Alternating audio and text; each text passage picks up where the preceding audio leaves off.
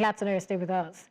The Zimbabwean government's commitment to compensating white farmers for land expropriation under the 2020 Global Compensation Deal faces significant challenges.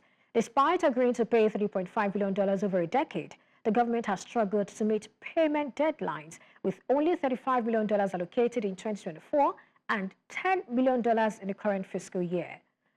2023 and of course 10 in the current fiscal year. Farmer unions warn that these delays are eroding trust and compromising agricultural recovery efforts as many former farmers remain destitute.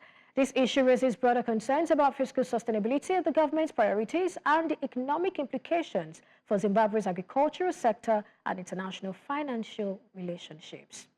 Dr. Denford Mutashu, President, Confederation of Zimbabwe Retailers, joins me for more on this. Thank you, Doctor, for joining me today.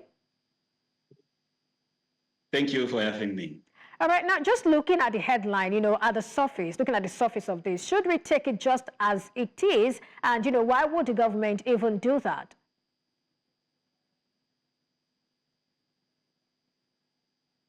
The land question, has remained historical, contentious, and of course very emotive in the hearts and minds of Africans and Zimbabweans in general.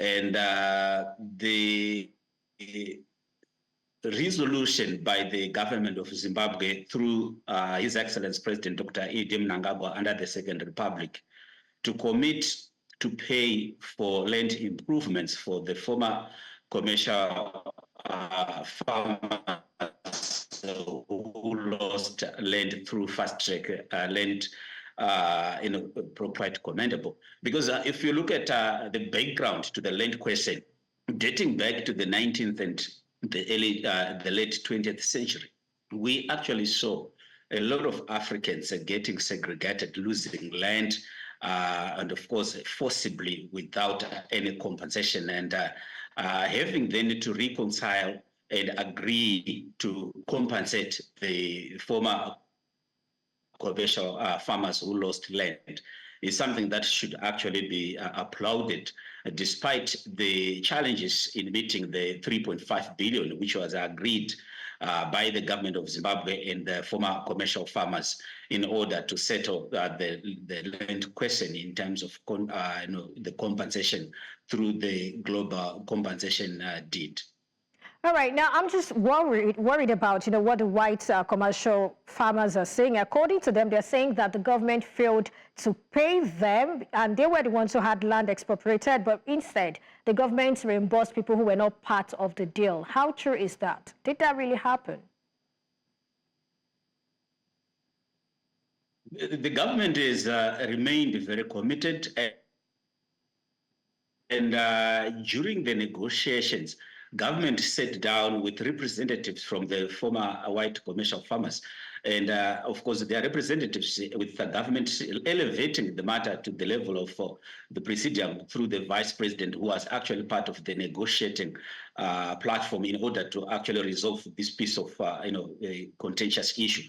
But you must also realize that the economy of Zimbabwe has gone through various cycles, and currently it's actually going through an El Nino-induced drought after having, of course, becoming resilient through the COVID-19 pandemic and the various cyclones like the Cyclone Idai and Cyclone Diana have also ravaged the economy, reducing its capacity to own up to its debt arrears. And of course, remembering also that despite this 3.5 billion, the government has also been battling to clear decade-long arrears that also have been accumulated to various international credit financiers. Right. So what measures do you think the government can sort of implement to ensure that the delayed compensation does not sort of, further hinder what it's trying to achieve in its agricultural sector? I believe that the former commercial farmers have got to be patient with the government of Zimbabwe, as it has already shown intent and purpose to actually offset that which it owes through compensation for improvements that were made. But remembering also that this matter is constitutional. It actually is in the Constitution of Zimbabwe under Section 72. Of the Constitution of Zimbabwe 2013, and also the Land Apportionment Act. So this is something that has also been very alive in the minds of the people. But the government has shown commitment. The former commercial farmers must actually be very patient while government also looks at competing needs, because currently you may also look at the issue of hunger, the government also declaring the issue of drought as a national disaster, the issue of road rehabilitation and emergency programs, and also various other competing necessities that are currently bedeviling the government. But be that as it may, I think government is trying to negotiate for restructuring of its debt arrears, which has also accumulated around more than 6.3 billion in interest, so that at least it can have some breathing space in a space where we've also remained enshackled with sanctions, and those sanctions have also not enabled the country to actually draw a lot of attention from international financiers, and that is actually something that has also remained an Achilles heel for the economy. Right, but generally speaking, but the government has shown intent, the true signing of that agreement. Go ahead. Are you done? Okay, so generally speaking, I'd like to know, Yes, so I'm saying the government has shown true intended purpose to actually settle. But unfortunately, resources currently are quite constraining because of the issues that I highlighted, the issues of trying to recover from the COVID-19 pandemic, issues to deal with the emergencies that have arisen out of climatic changes, the El Nino-induced drought that has also even impacted agricultural output in some in some parts of the country. But I think this is something that has got to be looked in the proper and appropriate context to say. Others actually in the country are actually saying, remember, we also waited since 1890 without any compensation of some sort for the displacement that took place when the land was forcibly taken from us, when mineral rights were also confiscated from us. And we have not, we've stayed in the tribal trust lands, which are now communal lands, and also the land, accelerated, land redistribution program came as an answer to the cause by the Zimbabweans who have been marginalized from the fertile land. But I think the restoration of land rights has also gone into the constitution, and even the former farmers have also been offered land if they wish to come back and get some pieces of allocations, and not the big size farms that they used to own. So I think that is actually progressing very well, despite of course lack of resources that are hampering the progress right now.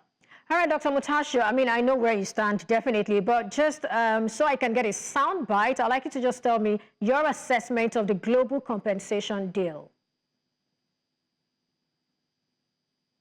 I think the global compensation deal is something that is in the right frame, and it is in the right path in terms of resolving the issue of compensation for the former commercial farmers. And in doing so, the president and the government in general is actually extended an olive hand to say bygones be bygones. Let's settle this matter. Let's ensure that the farmers are fairly compensated. And after the compensation, it will open up avenues for the country to reintegrate under the engagement and re-engagement exercise that His Excellency President Dr. Edim Mnangagwa has initiated since he took over the reins in 2017. So I think in the same spirit, this is something that both have got the obligation, the former commercial white farmers and the government have got an obligation to go and source funding, which originally was supposed to be coming from the British government from 1980 for the first 10 years after the country attained independence. So the obligation still lies with both the government and, of course, the former colonial masters to raise funds that should go towards a payment of the compensation, other than expecting the government on its own with constrained resources. It may actually take a lot of time, given the fact that in the agreement, 50% of the 3.5 billion should have been paid in the first year. But seeing that already the government is far much behind, it is actually promised 35 million, and this fiscal budget about 10 million US dollars. It actually then shows how constrained the government is. So if other partners do not come to the party, if government does not get support from the former colonial masters and elsewhere, it may actually be very difficult to fulfill the obligation despite the intention, the good intentions and the political will to settle the issue. And what will be the implication of, not fulfilling this particular mandate? Well, obligation, actually, I think I'll prefer the word obligation. Sorry, come again? Okay, Dr. Mutashu, I was asking, what will be the implication of, not fulfilling this obligation, as and when due? I think the implication of not fulfilling the agreement would be very negative to the image of the country, to the image of the economy, and it is something that government is committed, and it is also tied to the debt arrears restructuring that is ongoing, remembering that there is already a process that has been facilitated by government to restructure the more than 21 billion in the external, both external and domestic debt that the government already owes. So I think that there is a real intention by government, but I think what may actually will be urgently required is at least for other governments like the British government to also come to the party and help in raising the funding towards the compensation, since the government has shown intention to settle this matter amicably without rather actually departing from the aggressive approach that was applied by the previous regime. All right, so let's close with this. I mean, Zimbabwe has been locked out of the global financial system for more than 2 decades. You also, talked about that. So how has this affected the country? And also, what insights can you share from the country's efforts towards an IMF, monitored program? I think the government has remained very committed to the IMF staff monitored program, and it is actually the reason why you may have seen that government has also even agreed through the advice of various international institutions like the IMF and the World Bank to settle the issue of the compensation of the former commercial farmers.